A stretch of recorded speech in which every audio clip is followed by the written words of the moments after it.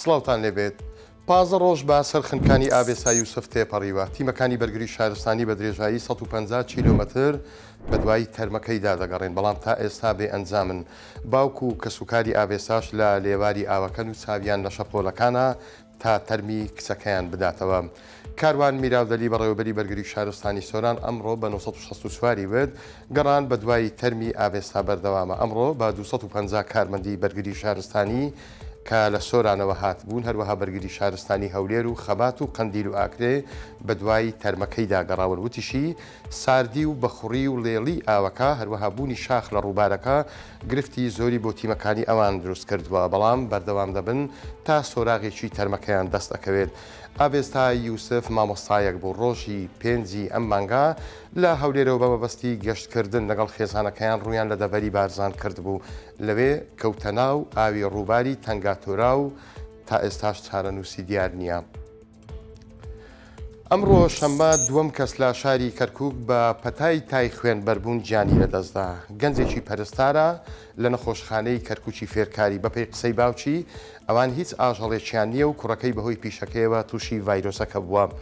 نووری محەممەد باوکی ئەو گەنجەی ئەمڕۆ گیانی لەدەستداوە بە 964 ورد یادگاری کوڕی تەمەنی 23 ساڵە و پیشەی پەرستار بوو لە نەخۆشخانەی کەرکووکی فێرکاری. هیچ ئاژەڵێکیان نییە، بەڵام کوڕەکەی بەهۆی بەرکەوتنی لەگەڵ تووشبوانی تای خوێن بەربوون لە کاتی دابینکردنی چارەسەر بۆیان لە نەخۆشخانە توش بووە.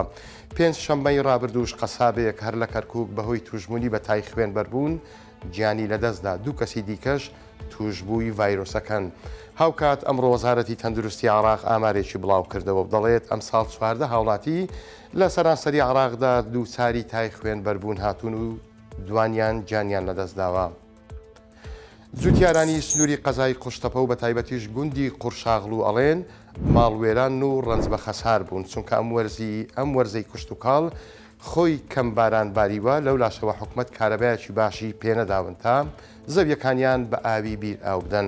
عومەر بندیان جوتیارێکی گوندی قورشاغڵوە لە سنووری قەزای قوشتەپە بە 964 ورد جوتیاران زۆر مەخدورن، بە تایبەت ئەم ساڵ ئەوانەی زەویەکانیان دێمیە بەڕاستی ماڵیان وێران بووە. ماندووبوونێکی زۆریان کرد بەبێ ئەوەی هیچیان دەست بکەوێتەوە. وتیشی ئەوان چاویان لەوێ حکومت بنەتەوەیان بۆ بگەڕێنێتەوە بۆ ئەوەی هیچ نەبێت کەمێک زەرەرەکەیان کەمتر بێتەوە بتوانن وەرزی داهاتوو زەویەکانیان دابچێننەوە. زەویەکانی سنووری قەزای قوشتەپە و دەشتی هەولێر بە شێوێکی فراوان پشت بە ئاوی باران ئەبەستن. ئەم ساڵیش باران زۆر کەم باریوە، هەر بەهۆی ئەمەشەوە ئاستی ئاوی بیرەکانیش دابەزیوە. بەگشتی زیانێکی زۆر بە جوتیارانی سنوورەکە کەوتووە. شۆفێرانی بار هەڵگری قیر لە ناحیەی ئەربەد دژی گۆڕینی شوێنی وەستانی ئۆتۆمبیلەکانیان و گۆڕینی شوێنی ئەو کەسانەی سەرپەرشتیانەکەن گردبوونەوەیان ئەنجامدا. کێشەی ئەو شۆفێرانە ئەوەیە ئەوان لە ئەربەتەوە قیر بەرەو گەرمیان ئەبن، شوێنی وەستانیان لە ئەربەتە، بەڵام ئێستا کۆمپانیایەک پەیدا وە ئەوێت شوێنی وەستانی ئۆتۆمبیلەکانیان ببن بۆ سەناختیان هەر لەوێش وەسڵ ببڕن. خالید ئەحمەد شۆفێری بار هەڵگری قیر لە ئەربەت بە 964 ورد ئەوان لە ئەربەتن و بار هەڵگرەکان شوێنی بارەکەشیان لە ئەربەتە. ئێستا ئەڵێن دەبێت ئۆتۆمبیلەکانیان ببن بۆ سەناختیان و لەوێ دابنێن. ئەگەر ڕۆژێک باریان هەبوو بە بەتاڵی بێن و وەسڵی بارەکە ببڕن. ئەو شۆفێرە دەشڵێت ئەو شوێنە دوورە و هیچ پێویست ناکات 10 کیلۆمەتر ببڕن، لە کاتێکدا 3 ساڵە بەبێ کێشە کار دەکەن.